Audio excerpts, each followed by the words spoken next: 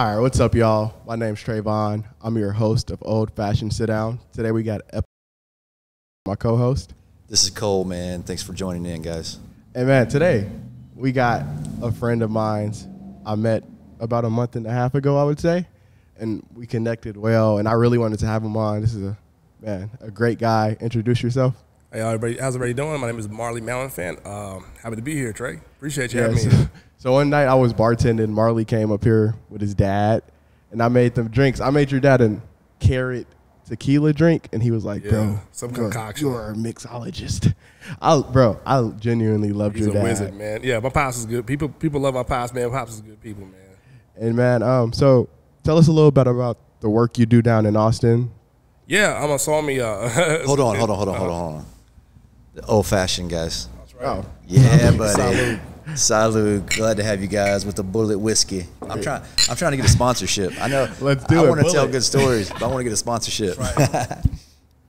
Hey, Bullet, if you're listening, please sponsor. Bro. Trey made that, but this could be done without your, Bullet, Absolutely. Yo, I think that's the best one. It's good. Dang, I think so too. that's fire. Yeah. Marley, I do not want to interrupt you again, man. No, I want to hear some more. I want to hear about you, man. Of course. Yeah. We had to get that advertisement out the way. Yeah, buddy. Unofficial advertisement. Hey, Bullet, let me get a free bottle every month.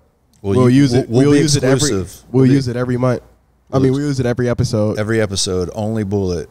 Even Bullet Rye. Let's do it. But yeah, Marley, tell us a little bit about the work you do. What led you to that? College, high school, a little bit. Yeah, so I'm a journalist. I started. I guess we start from the top, man. You was a hooper. I was a hooper. That's what I got into. I was better. Yeah, that remains to be seen, man. Listen, we can do a separate episode. We hoop, you know what I'm saying? We get in, you know what I'm saying? Now I'm more like MJ Wizard style, man. I'm probably horrible now. Yeah, I play golf now, man. So I kind of give up the hoop, but no, that's how I got into journalism. Though was I was an athlete. And, the tough thing about being an athlete, you got to transition at some point. I do it earlier than when I, would have liked to. Went to college. Can I hop on that real quick? Yeah. Transitioning from to reality, basically, is what you just said. Yeah. Like transitioning to reality. I talked about that last with Junior about how I wanted to go to the NBA. That isn't. Wow, I never heard that one before. You wants to go to the NBA?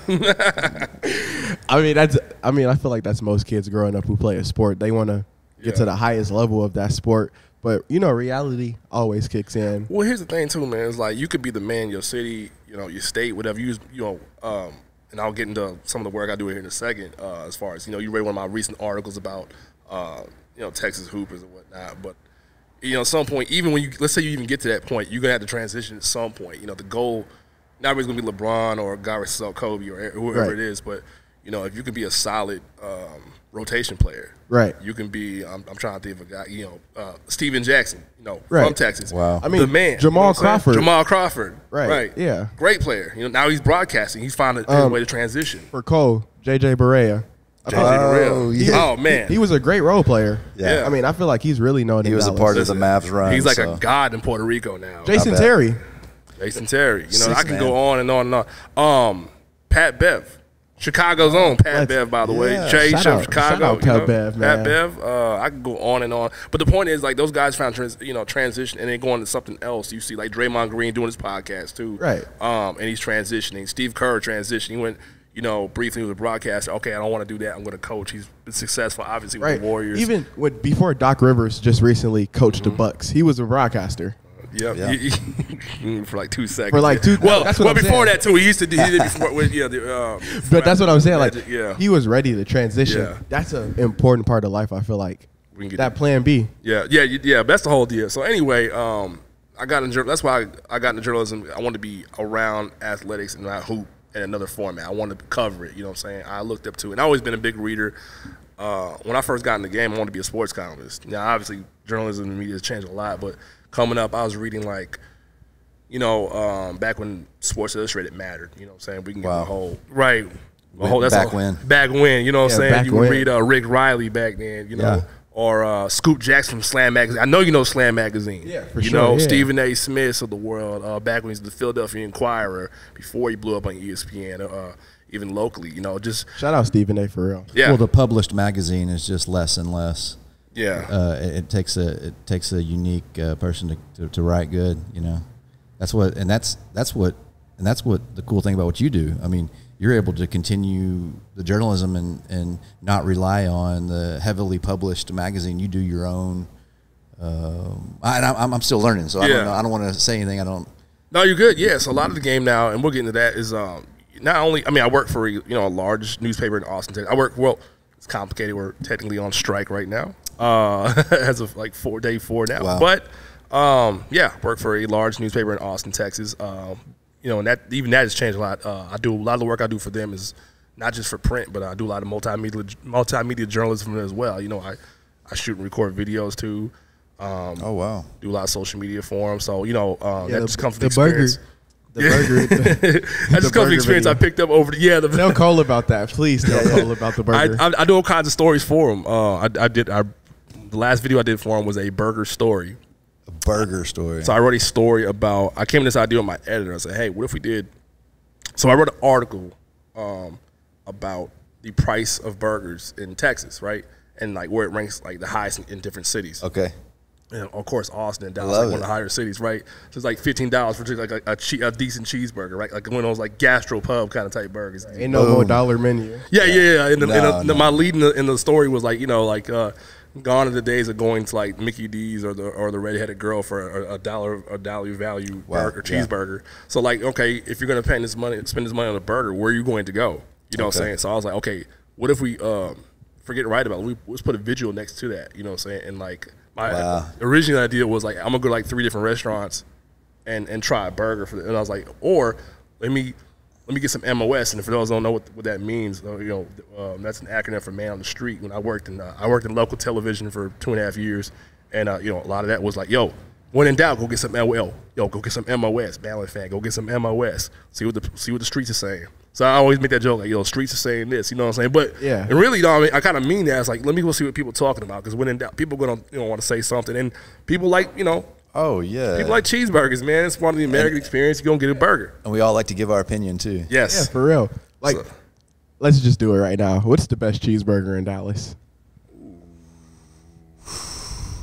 All right. So or what's the best chain or non-chain? What we doing? Because that can go a lot of different ways. I want to say. Okay, I'll let you go first, my man. Yeah, let's go because first. I got to shoot something out right now. Believe it or not, every time I eat at Chaps, I'm very happy. Okay. Shout out to Chaps. Chaps is good stuff. Okay. I ain't mad at that. Man. I could probably think of something more unique or something like. Sometimes you just want a burger. But every time, Reliant, Chaps. Chaps is, I'm not mad at that. Have y'all ever heard of Jake's Burger? Oh, yeah. Yeah, I never had it, but I've seen That was Jake's. the worst burger I ever had in my life. Like, I'm not even finna sit here. I remember it was Jake's, we want you to prove us wrong, provide us a sponsorship and free burgers, and we will change our opinion. Listen, Jake's, I'm a journalist. I will go to your place personally and try the burger myself. No, my uncle. I'm not a food. I just want to, real journalism. My uncle took me there, and it was terrible. Oh my gosh. What'd you get? Just a burger, bro. A cheeseburger. Just a burger. But I'm not even gonna sit here and lie. Whataburger is really good. Yeah. I know it's a chain, but Whataburger, that sweet and spicy bacon burger. I get that. Yeah, I get that too. I had that the other day, actually, man. Look, when in doubt, you know what I'm saying? I don't eat it a lot because my girlfriend, she started making fun of me. She said, "You keep eating that heart attack burger." Yeah, I feel like it. Hold on. All right. Is she a fan of In-N-Out? She's a pescatarian. I used to be a pescatarian. Her opinion does not matter. Your opinion does not matter. She's not a real eater. Yeah. she eat a fried salmon. Fish burger. She's a Krabby Patty. The filet burger, the fish filet burger from McDonald's. Oh, the filet of fish. Not the filet of fish, man. Oh, no. I judge people who eat that filet of fish, man. What do you think is the best burger in Dallas? Oh, man. There's a lot of different places I go to. There's a spot in Dallas, and why am I drawing blank on the name right now? But it's like an old diner spot, right? Like, they only take cash. And the name will come back to you. This happens always like, I know the spot. I can't think of it, but yeah, they take cash only, and they bring in a brown paper bag. When they bring in a brown paper, you know the place is gonna be good. That grease hitting the bottom of, you know what I'm saying? I'm like, yeah, you in for something special here, man. Hey, I got to shout out to Theo's Drive-In, which is right down the road here. Yeah, Theo's right there, right? Well, that's Theo's Cafe, and they got Theo's Drive-In. They're brothers. Are they connected? They're brothers. Okay. Because I always wonder. I'm like, I drive down there, and I'm like, hold on, once real quick. It's Keller's, by the way. Keller's. Shout out to Keller's. Okay. Yeah. Okay. I've never been there. I'm going to have to go out there and check it out. I'm going to go Keller's, and then I'm going to throw an honorable mention. And I love burgers. I'm going to go, I'm gonna say Grease Monkey, man. Oh yeah, I ate there the other day. Yeah, shout out to the Grease Monkey. Y'all holding out on me? Like, what's up? What's up? Hey, if you know, Trey. Hey, you asked the question. You asked the question. I'm trying to put you on game, man. We're educating the young man. That's right. I'm gonna go check that out. So I heard we talking about beef today, Trey. Yeah, man. See what I did there? So, We got beef. Yeah, we coming for that. Finish up. You were we were just talking about the burger story, but what else? yeah. What else with the journalism? for Yeah, you? man. So I'll bore you my whole story later, but yeah, what were we talking about? Just like how I got into it. Yeah. So I got What college did you go to? many colleges. I started at a community college. Shout out to Tarrant County College. Okay. Southeast and Northeast campus. Shout out to, I gotta say this, I don't know if they see this, but shout out to Eddie Gallagher and Chris Willie, my journalism advisors. They made me the journalist I am today. Oh, that's cool, man. I gotta give them a shout out, man. That was a lot of, what's crazy about transitioning, man. It was like start playing basketball all over again. It's something that's like learning how to shoot again. Because okay, obviously you know how to write a sentence, but it's like It's a beautiful journey. it is, man. You're learning the. I had to humble myself again because like you're coming from something new, and it's like I want to do this one thing so bad, and they came and told me like, I mean like, okay, it's a community college. Yeah, there's sports here, but this ain't what you think it's gonna be. And they, very early on they told me like, okay, you're gonna have to learn, the basics. You got to learn how to like cover just more than basketball. You know what I'm saying? Or just more than sports. So you might be covering board meetings. You might be covering hard news. Just anything. So Right. It molds you later. Like it could be boring. I want to. Boring's not the right. I mean, it can be. There's times I don't want to do this, man. But I eventually got a knack for something. I eventually later on got promoted to be like a feature editor. Like when I was like early on my college newspaper days, man. And like it felt like, oh man, like I can really do this. You know what I'm saying? So I had a knack for just like, again, back to like talking to people on the streets. You know what I'm saying? Just getting a knack for getting stories just from like random people, like Right. and turning to a big, beautiful story. And then from there I went to UT Arlington. Yep. UTA, a lot of memories there. I didn't graduate from there though, but I had a lot of great memories from there. Then I was out of school for a long time. I interned and freelanced for a while, and then covering, and that's why I was covering a lot of sports too. Shout out to SB Nation. They're actually going through a lot of transition too. So any journalists that work there, hey, I feel for you. I know a lot of y'all got laid off recently. Stay strong. That's what we got to do. But anyway. I freelance for them. I'm going to kind of spit some names out here. SB Nation, D Magazine, Dallas Observer, Dallas Morning News, Boxing Insider. I have a what's the biggest story you ever wrote about? Like what's your Biggest story I ever wrote about?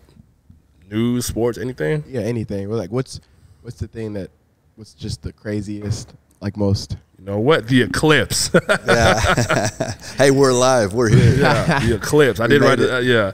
No, honest, in my opinion, that's a good question. Now you got me really pondering because I've done so many things. I mean, quote unquote numbers wise, I mean, I did a story on like travel advisories to Jamaica, and I did like crazy numbers. But I mean, in my opinion, the biggest story that I've ever done. Wow. I'm really trying to think, man. That's tough. I'll tell you the one. I guess the one I had most fun with. Right. Okay. I'll say with that because I mean I'm trying to think like the biggest story. I don't really think of it that way. Like I'll go with what I think. I'm gonna go back to college. One of my favorite stories I've ever done. It just give me the confidence to know like, oh, I can really do that. I won an award for this story. Mm-hmm. That's why I was still hooping, man. I promise I could hoop, but I got a key to the gym across the street. I just want you to know. Man. You got to show me. Oh man. We're gonna do an episode one day. We're gonna hoop and then we're gonna play golf. Right. Yeah. Yeah, both. There you go. Ooh, I got to retire the golf.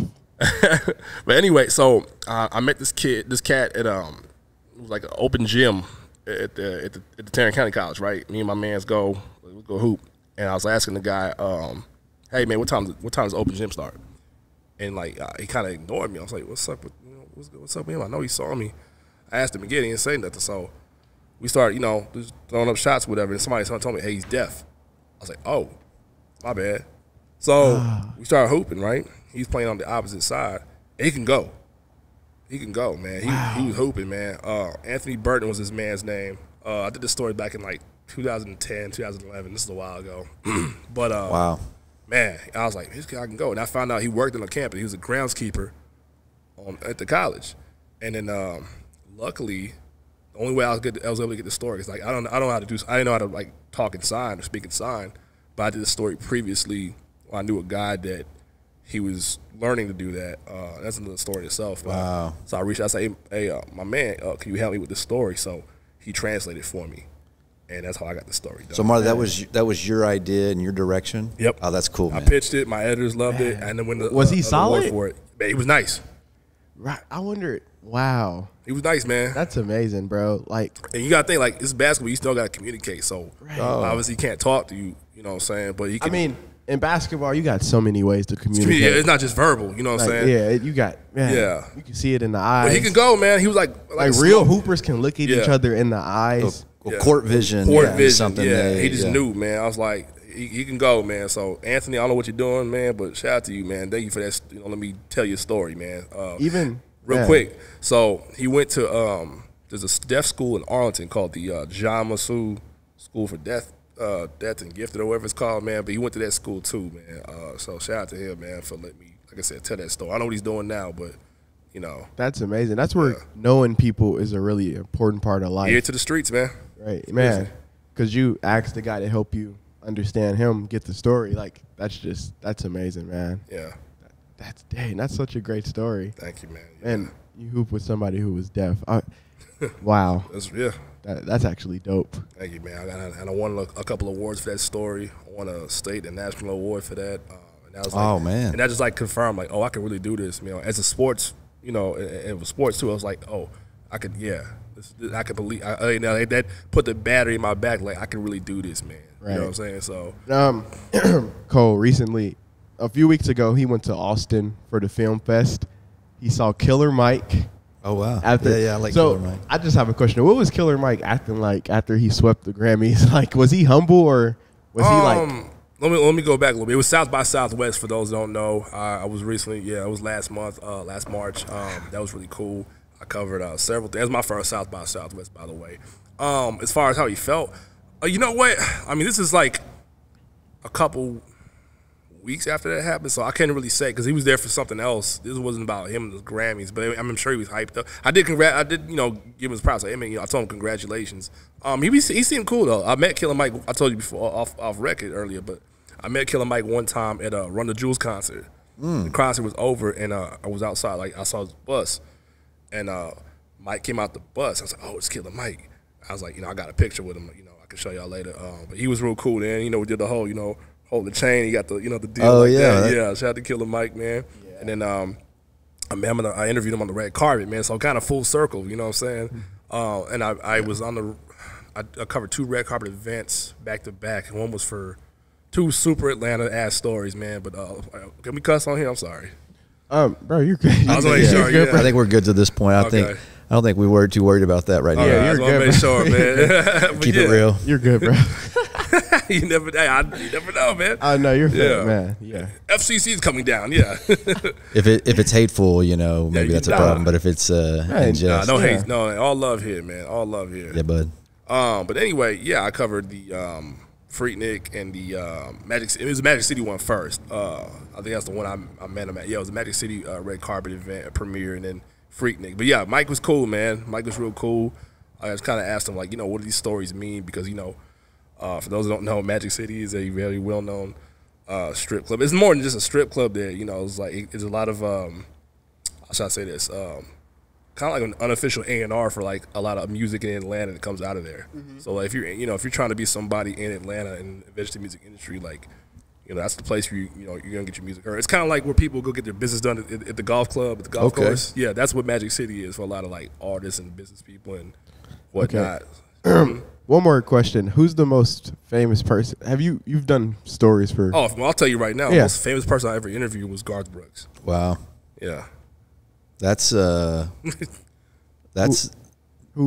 is that? Oh no! Oh man! I thought we had a communication problem. Yeah. Like maybe a mic wasn't on. Trayvon's going like I'm going. Who is that? Who is Garth Brooks?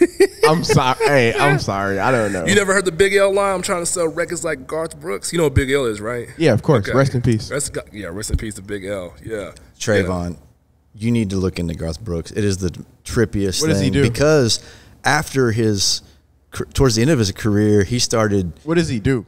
country music singer. I know what you're about to say though. I know what you're about to say next. So he is the top of the top, right? Like 1990s. Wait, or isn't that the guy I said, Chris Stapleton, the Tennessee Whiskey, or no? No, it's George Jones. That's George Oh, Jones. okay, cool. Yeah, so that's a good question. George Strait was probably one of the most favorite people, and still is, right? Yeah. So in the 90s, when George Strait is probably the best, Garth Brooks blows him away as country music singer of the decade, right? Wow. Like Garth Brooks was it. I mean, and the stuff is good. And he's a lot like Michael Jackson in his release of music. You can't go to YouTube and get a Garth Brooks song.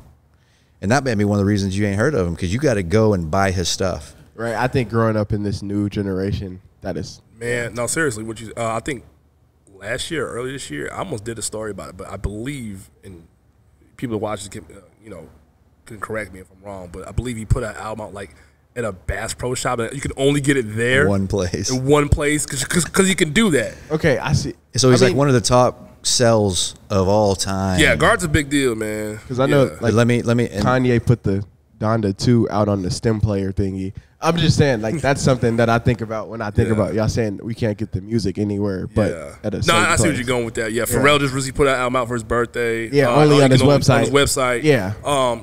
Taylor Swift does this, obviously. This artist that do, I think, radio. We can go on and on about guys that, Prince. Prince is the one, if anybody, Prince is like kind of the pioneer for that, Oh man, we got to talk about Prince in a little bit too. Well, let me end that story, because Garth Brooks did the strangest thing after a decade of he's the best, period, in country music by far. He turns goth. Yeah, I know you're going there. He changes his name and does like a emo goth album. Had like blonde hair or something like that. Like hair kind of go across his eyes. Yeah. Wow. And it was just because. And y'all, I like country music, so I'm checking out Garth Brooks. Chris Gaines was his alter ego name. Yeah. Wow. And then I think that just, of course, nothing happened with it. And then recently, over the past few years, he's popped up a few more times, and he's back to Garth Brooks. Yeah. He's back to his name. And I think he did a Vegas stint and everything. Like, but you. So you got to interview him? Yeah, I worked at. Holy, that's insane. Yeah. No, it was a big one for my career. Big deal for my career, man. Man, it was crazy. I worked at I won't say the station's name, but I worked. Yeah. My director at the time, he had approached me about doing Garth Brooks interview because he was getting ready to go on tour. It was like 2 years ago. I was like, I thought he was joking at first. Like, you want me to talk to? Yeah, sure. You know what I'm saying? He's like, no, I'm serious. I'll hook you up. I was like, yeah, let's do it. And I did my research like crazy, and his PR people were really strict. They were like, you only get 5 minutes with Garth. And the great thing, when we started talking, you can probably find my Instagram, @MarleyIsOnTV. We started talking about sports, man, because it was a Zoom interview. So in the background, I had like whatever posters. I had a Vince Carter for sure. That's what we talked about first. Like, yo, is that what poster is that? It was LeBron James Space Jam poster, and next to it was like Vince Carter. And we started. So this was recent. Yeah. Okay. Yeah. Cool. This is cool, man. It was recent, man. He was real cool. We talked about sports, and honestly, I had him. I could have kept him going. I respected the time because but he was down to talk some more. But I got my questions in, and he was super cool, man. So that's probably the most famous person I interviewed. Right, bro. That's amazing. I've never heard of Garth Brooks. I'm gonna check him out definitely for sure and see what's up. Yeah, man. Do your homework, man. Check him out.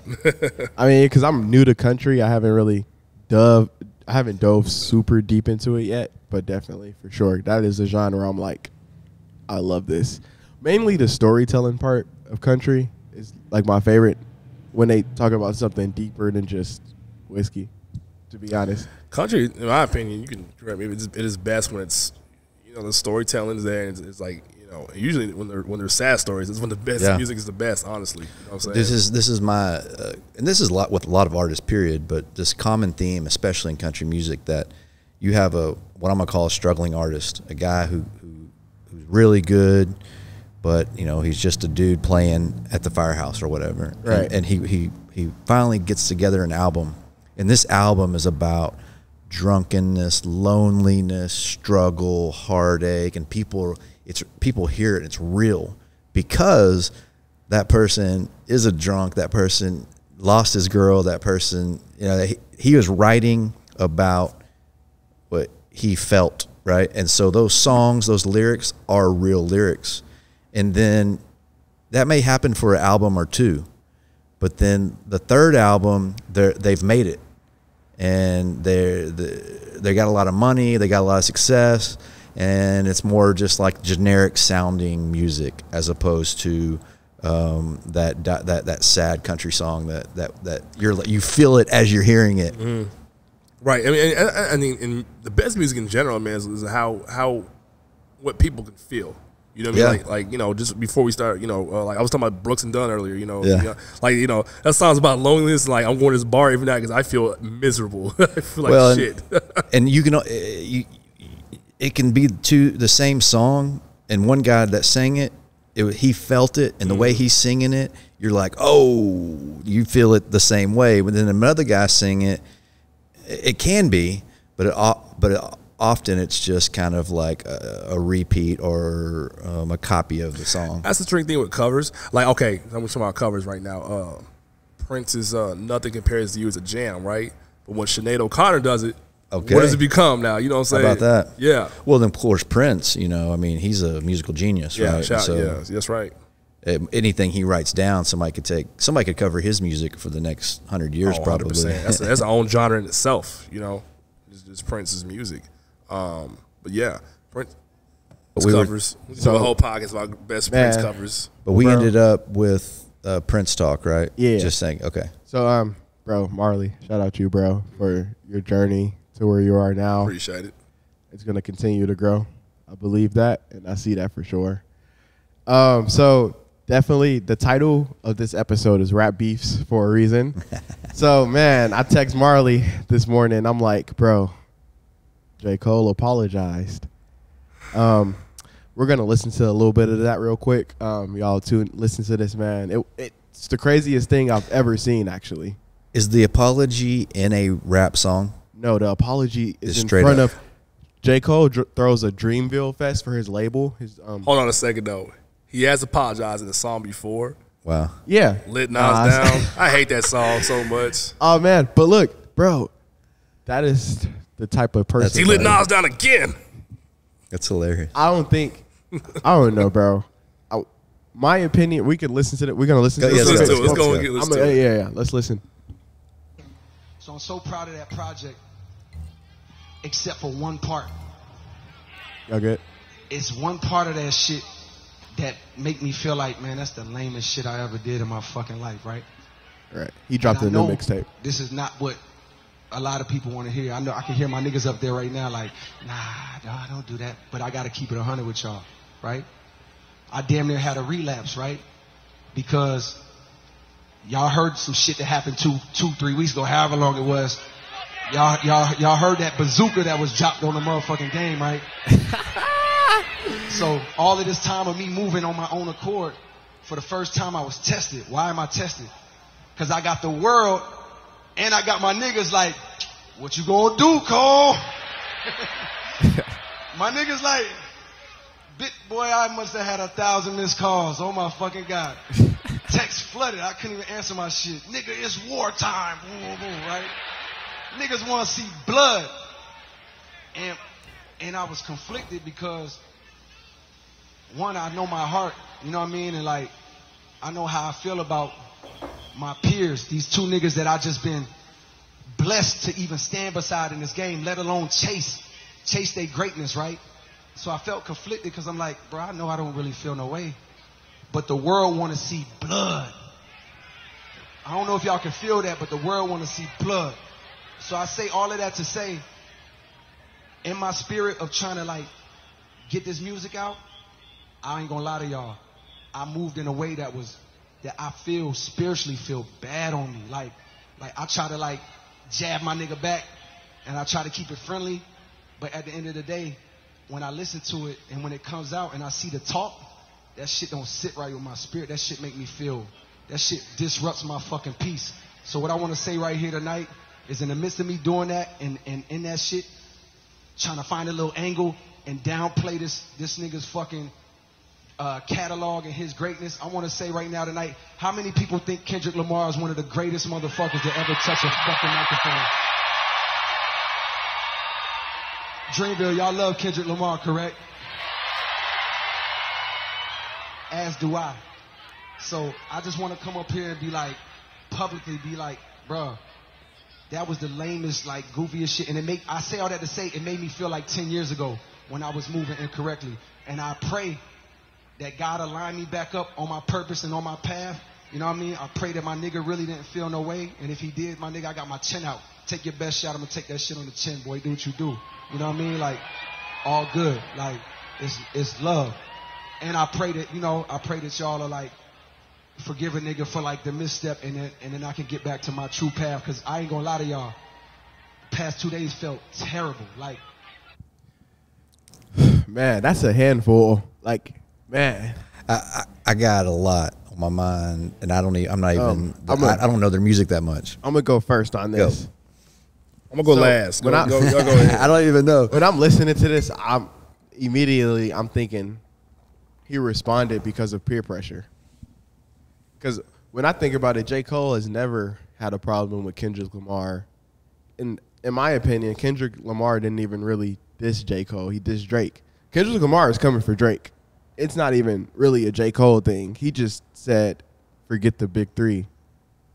Coming at Drake. I feel like J. Cole felt so pressured by the world because it's so many people coming at him saying, you got to respond. You got to respond. J. Cole responded before Drake when Drake was the main target. And I felt like that made J. Cole feel like he was responding for Drake in a sense. Like, he didn't really have to respond. I feel like everyone's looking at Drake to respond more than J. Cole. But J. Cole, he did that, and everyone is like, this diss sounds super friendly. This is super friendly. I mean, Kendrick Lamar has one of the best discographies in rap history. Arguably one of the, if not the greatest album of all time, Good Kid, Mad City. I've never listened to an album like that other than Good Kid, Mad City. So, but, I mean, for me, I would have a lot of respect for him stepping out of his way to apologize like that in front of a crowd, his fans, all of his fans, because that is his fest that he throws every year. Okay. That is his Dreamville Fest. Mm-hmm. Apologizing in front of that many people, that takes a really stand-up and humble person, I feel like. Because in my opinion, I think Cole could out-rap Kendrick and Drake right now. I feel like Cole is the best out of those three right now. But that's just what I look at it. I got a lot of respect for him on that, for real. But what do you think, Cole? Man, I'm going to try to be quick, but it's kind of interesting. I'm going to take a journalistic perspective, and I hope I don't walk on you there, because there's a couple of things I see there. There's an initial response of, like, Tupac hit him up, right? Like you could play all those games you want, but the aggression is part of what this is, and you diss on me, I'm going to diss on you, and this is, and it seems like that's what was going on, and it's almost good for the game, good for the industry. But as you say that, I was so happy to hear J. Cole responded. Yeah, like, because we haven't, man, these three are the biggest rappers in the game. Yeah, we haven't seen the biggest rappers at the top beef in a long time, I feel like, to me personally. So, that's the tough guy FU attitude. Now, I'm going to take a little bit deeper dive here, because I'm not a personal fan. I don't listen to a lot of these guys' music, but in the world we live in today, with aggression, opinion, I'm right, you're wrong. Right. And like he said, all my homies were hitting him up saying, you got to respond, you got to respond. So not only are we talking about whatever, it's pride. Now we're getting into pride and getting each other's way over something stupid. And to, he's not heard the other episodes, but I get to preaching on this sometimes. But you want to talk about, turning the other cheek. Meek shall inherit the earth. The stance to he is the best, as you just proclaimed, and to choose not to go down that path is quite righteous in that regard. So this is going to go a step further. One of my favorite things about hanging out with Trayvon, becoming friends with him, in our generation, because you're closer age than mine. I think that I'm going to talk racism a little bit about black and doing good. There's nothing more encouraging than a young black man doing good things. I see that as a reflection. We talked to Junior last week. It's nothing more encouraging than someone who may have a reason or a rep, or the society expects them to do bad things, and then you do good things, right? Right. And so for J. Cole to take an industry and make the move to be what I call is righteous, but just to do the right thing, is going to be reflected amongst all his fans and society in general in that regard. So Man, there's a lot there, and it's worth saying. And I think there's a couple things that it's crazy. He could have said where we're at now in politics. Berate them in the street, right? If you're a Drake fan or whoever fan, let's attack them, right? Whatever it is, But it's just interesting dynamic there. So, Man, no, I agree with you so much. Like, he did the right thing, and it's crazy. I'm looking all on Twitter after he does that. You have people literally tweeting, "Who's the new big three? J. Cole is out of the big three. Take him out of the big three." Wow. I'm like, that is not an accurate statement at all, because I still can't name 5 rappers right now who can rap better than J. Cole. yeah. So, like, just him apologizing like that really changed his image for a lot of people, because they're calling this soft. A lot of people are calling this soft, but it's not. What you saying? So it's righteous. Yeah. So this is the perfect explanation. I've told this before, how the meek shall inherit the earth is not meek. Pushover is not the right term for that, right? Right. And I've heard it translated, those who have swords and know how to use them but keep them sheathed shall inherit the earth. Well, J. Cole can pull that sword out, his rap game out, and use it very well to attack and win. Right. But he chose to keep it sheathed and turn the other cheek, which is far superior, whatever. So Okay, Marley. I started preaching in this. He making faces. Marley, what do you have to say, brother? What do you have to say? Respectfully disagree with both of y'all. Awesome. He did not turn the cheek. I'll start with that, because he rapped. He responded. So Okay. Yeah. and I feel your point. To be fair, where do I start with this? I'll start with the apology. I thought it was whack. I thought it was whack. Look, man. I can see that. Oh, yeah, for and the sure. reason I say that, man, because he dropped the tape.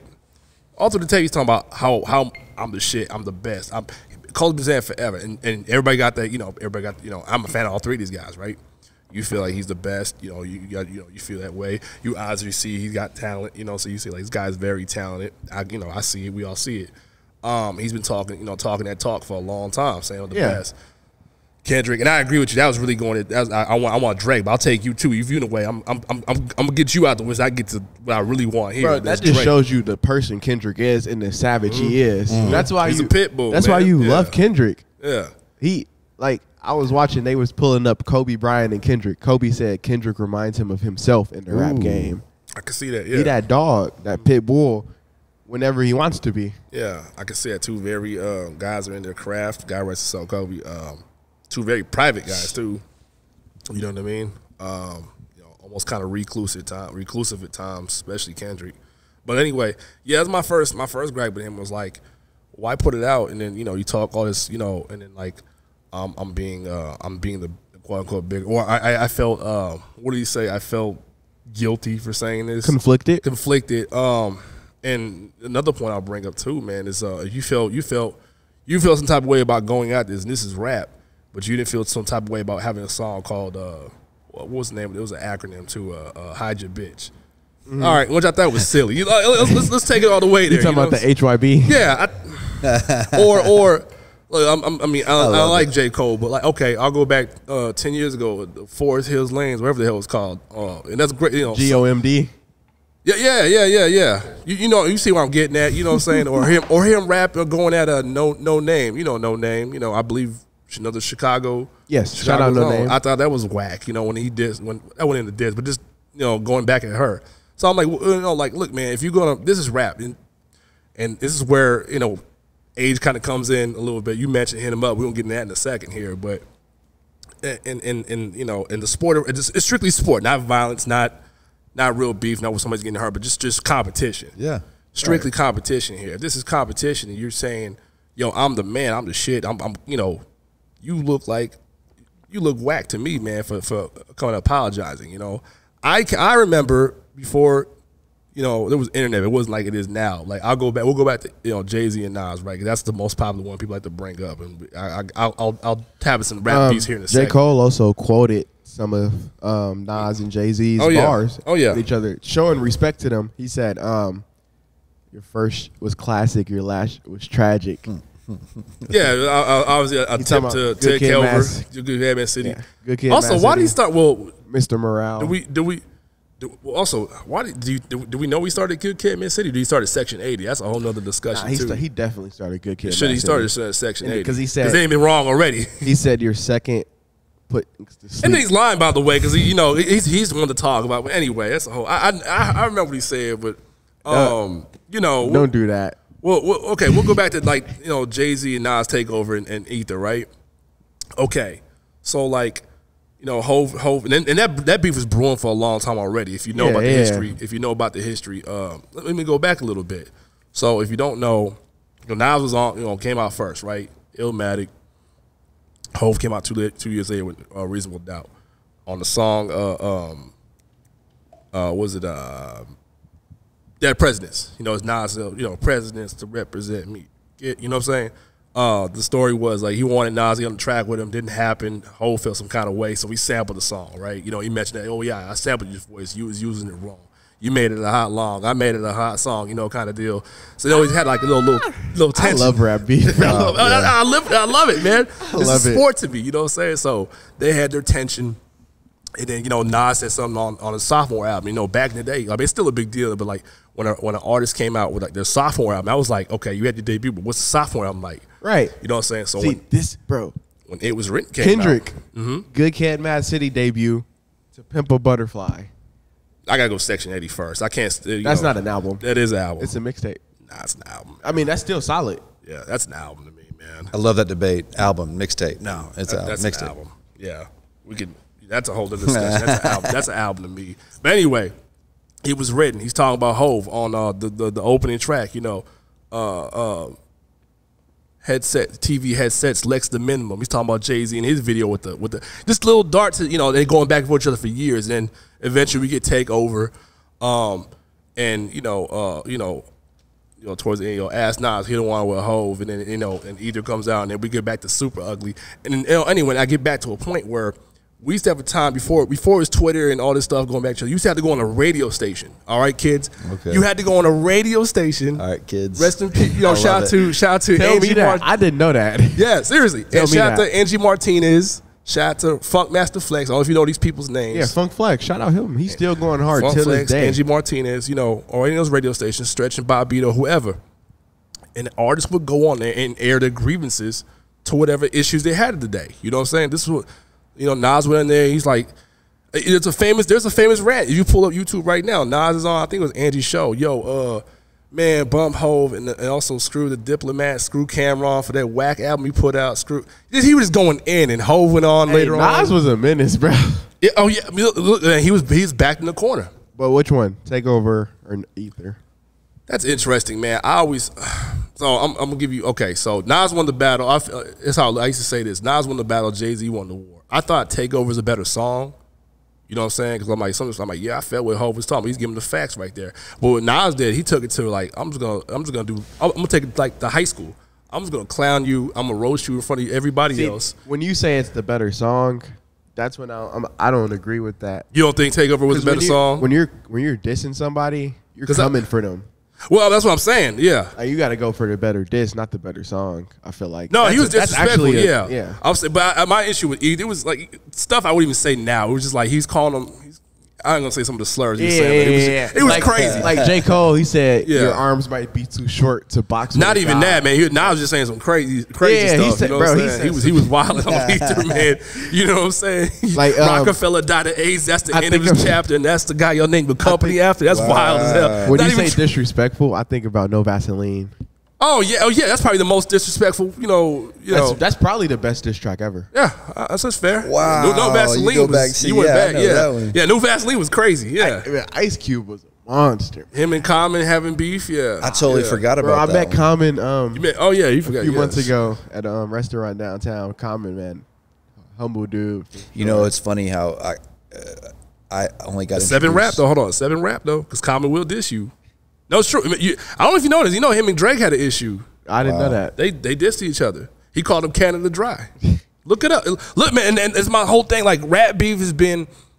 It's part of rap's DNA. It's part of hip hop's DNA, man. Don't be fooled by the Kango hats and the Gap outfits. That Common was out. You know what I'm saying? Common was like, he battled some of the, Well, I knew of him, but I became a fan after he did a show, a movie, you know, and I was like, oh yeah, Common. Common sense. But you said Kango's. But there's that guy in him. There's that hip hop dude still in him. He's like, oh, I got to get at this dude, And usually these guys are always rap like beef over women. That's what it was about. It's like, at the time, who was dating Serena? That's what Future, Metro Boomin dropped. Yeah, that's what it's all about. It's always about women. Yeah, I listen. I love that. It was that man. Because these guys, it's a whole different. These guys, they all the same women.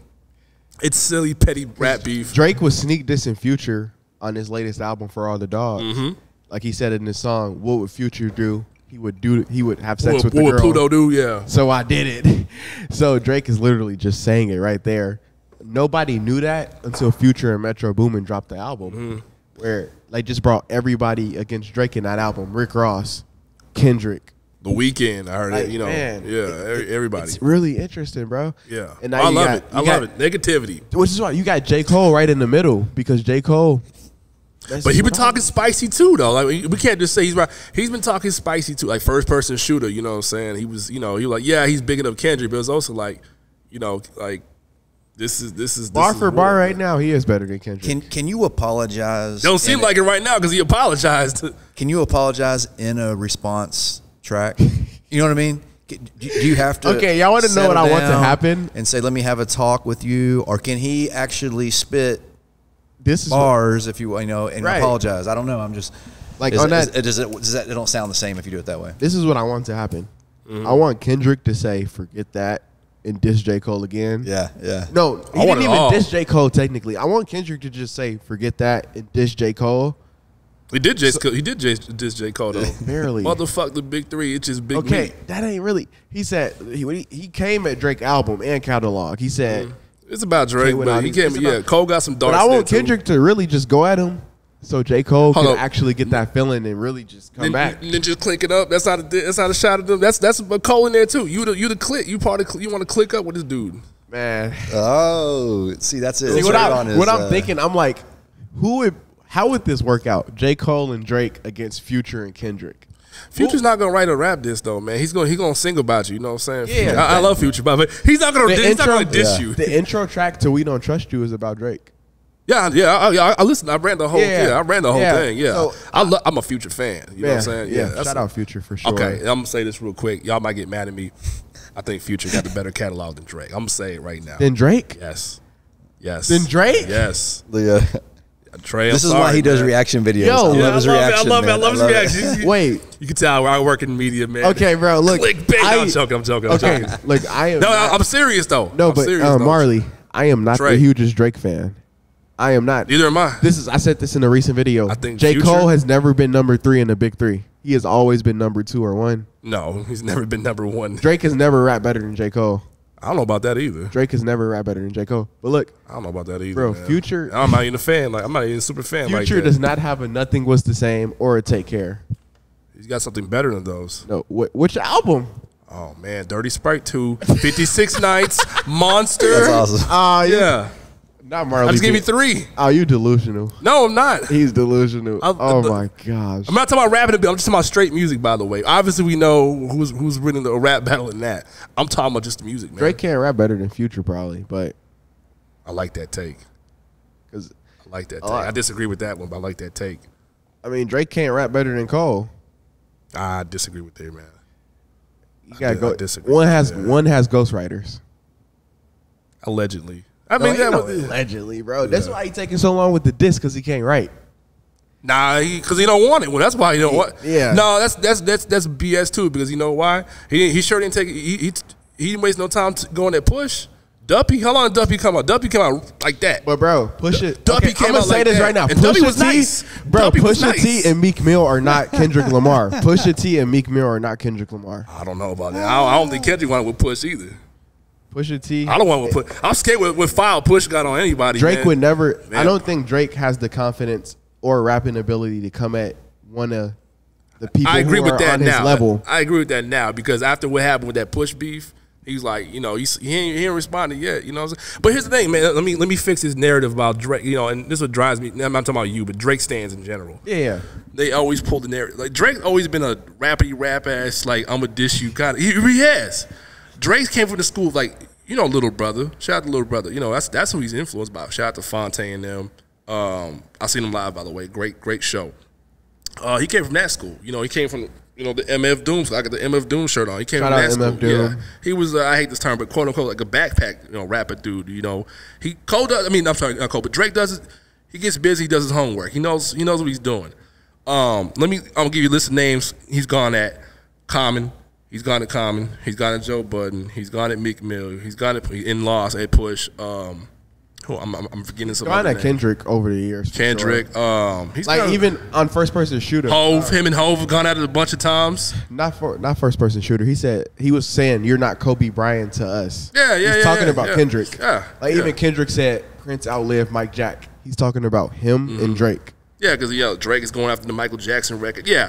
Wow. Drake going at people is not new, man. But now, like, I'm like, come on, man. You know how to you know what this is, man. You look sick. Cause now I'm like, okay, we're like how many weeks has it been?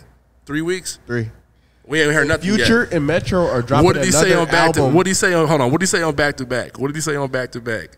instead of world. I waited. Tour. I waited. How many days? Where y'all at?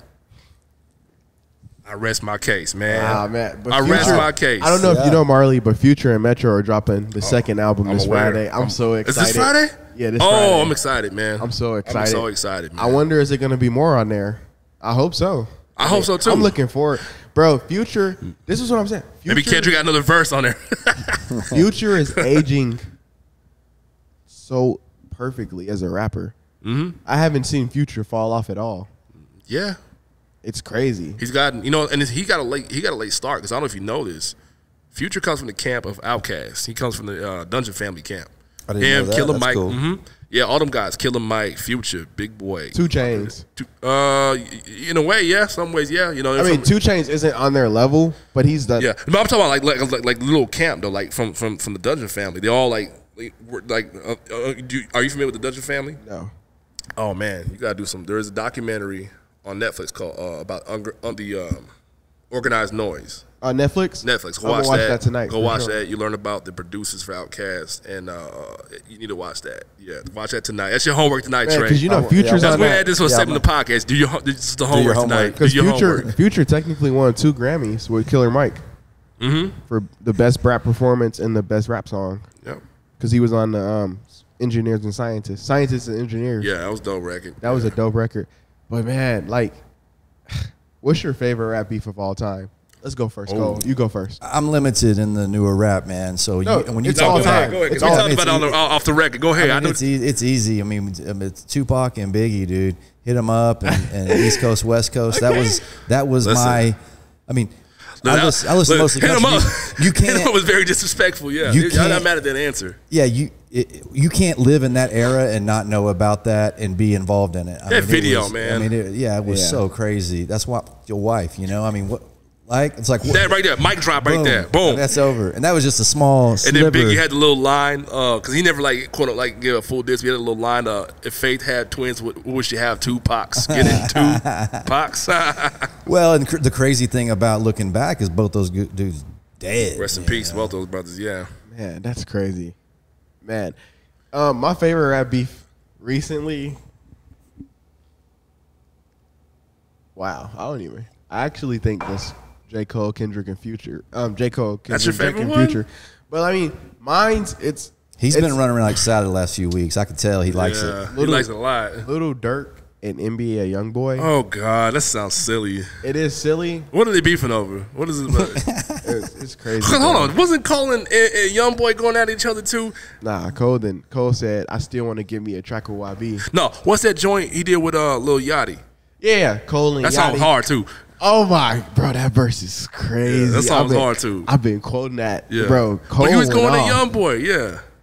What did Young Boy do to him? He wasn't going at Young Boy. What's he doing to Young Boy? He wasn't going at Young Boy. But man, I haven't really, since I've been growing up, I haven't. You're live? Yeah. Okay, good. Since I've been growing up, I haven't had like a really huge rap beef. I mean, of course, I remember but yeah, Nicki, Meek, Drake. Let me help you out, Trey. I'm gonna run out a list of classic rap beefs. Homework. All right.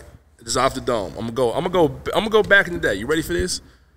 LL Cool J, Kumo D. I'm gonna start with that. I'm gonna go way back. You didn't think about it. You didn't know I was gonna take it there. I'm gonna take it there. All right. I've heard that before. Yeah. KRS-One and everybody. Go look up the bridges over. KRS-One, man, this is fun. Okay. LL Cool J and Cannabis. You gotta look that one up too. Okay. You know what? They're cool now, but screw it. Cameron and Mace. Go look that up. Okay. Seriously, Mace. look these up. This is a big one. This I was in high school. Young Jeezy and Gucci Man. Yes, okay. Gucci. I've heard of that up. one. Look that one up. I'm gonna give you a few more. All right. Oh yeah. I'm gonna give you a few. Hold on. I'm gonna give you a few more. Gucci Man still disses Jeezy till this day, like about Pookie. He hates that man. Like I know what they did the about- verses, but that's a whole story in itself. You're not talking about Mr. Pookie. Not Mr. Pookie. No, I was that's about to say, hold on. That's some real Texas stuff right some there. Texas- You know about yeah, Mr. boy. Pookie? Yeah. Oh, yeah. Do you know about Mr. That's some Pookie? of my Trey? favorite. I'm talking about- Man. That's Well, my that's a favorite. whole. Shout out to Mr. Pookie. Yeah. That's a whole nother podcast. Man. That's some Texas stuff. That's a whole nother show right there. Off Adelia. Man, hold on a second. I Okay, mean- I'm gonna give you a few more. Okay, all right. J.D. Kiss and BD Single. Okay. And this is the last one I'm gonna say because this is Mr. Beef himself, 50 Cent in the game. Because you asked me I remember earlier, that. like, yeah, that was a big deal too. That was up there with that was about like after Jay-Z and Nas. That was a big deal too. I yeah, remember like that. 04, 03. 04, 05. Yeah, I remember that. Yeah. Actually, 05, because that was not long after the Game's debut album came out. They already had. I remember that. That was crazy. So look those acronyms. Oh, I'm gonna throw one more out there because this one's funny too. That's Eminem. This is fun. Eminem and Benzino. Okay, yeah. And if you don't know about Benzino, That's recent too. Eminem Dropped a diss track a few weeks ago. Benzino did too. Well, no. That beef goes back to 20 years ago That's crazy. because Benzino used to be. Are you familiar with the Source magazine? No, but That was a big deal. Okay, so let me. That microphone you're holding, the Source magazine had this rating system where if you gave you 5 mics, you had a classic album. That was a big deal. wow. That was a big deal. All right, and then Eminem had dissed everybody. He dissed Double Everybody. XL magazine. Yeah, everybody. Magazines, rappers, pop stars. It didn't matter. One time Double XL magazine. Mariah Carey. Right, yeah, he dissed Double XL one time. He said Double XL. There, now your magazines will sell. You know what I'm saying? Saying their name on the thing. But yeah, he got a beef with Benzino. Benzino was the editor, one of the editors at the Source. You know what I'm saying, at the time. So he had some sway. And he's a rapper too. But that was a big deal for you to be. You're at the time before the internet was the way it was now. I can rate your album and tell you, if it's a classic or not. Right. I can kind of sway the editorial a little bit. That's a big deal. So their beef stems from that back then. But anyway, just those beefs I mentioned, look those up. I could go on and on and on. I love for sure. I love rap negativity. I don't want nobody to get hurt for real, but I just love competition. Yeah, man. But bro, this was such a good episode. Like we just spent like 40 minutes talking about rap. I love it. I mean, rightfully so, man. This was amazing. I feel like we should probably finish up right here. Marley, appreciate you so much for coming through, bro. We're gonna definitely have you back. Yeah, it's a pleasure to meet you, man. And it sounds like the work you're doing, very, very impressive. But, Appreciate that, both y'all. But keep it up, man, because Austin's a unique town, and I'm glad to hear you're around doing good things. And it's a pleasure to meet you, spend some time with you. Thank you for anybody who takes the time out of their day to do stuff like this. Of course, this is fun. Yeah, man. This is good stuff, It's man. beautiful, man. Trey, I appreciate it, man. If y'all, watch this, want to check my workout, you can find my socials. I'll get my socials. Link in the bio for his link sports in the letter. bio. Yeah. Or Yeah. Newsletter. Sorry. Marley Malinfat, Substack.com. Check out my newsletter on there. My Instagram, Marley is on TV. MERLEY is on TV. Check me out on there as well. Yeah, be on the lookout and subscribe if you haven't subscribed already to this pod. We will be creating together for sure. Yes. So definitely look forward to that, man. Thank you guys so much if you made it this far into episode 4 of Old Fashioned Sit Down. We'll be back next time. See ya. See y'all. Peace.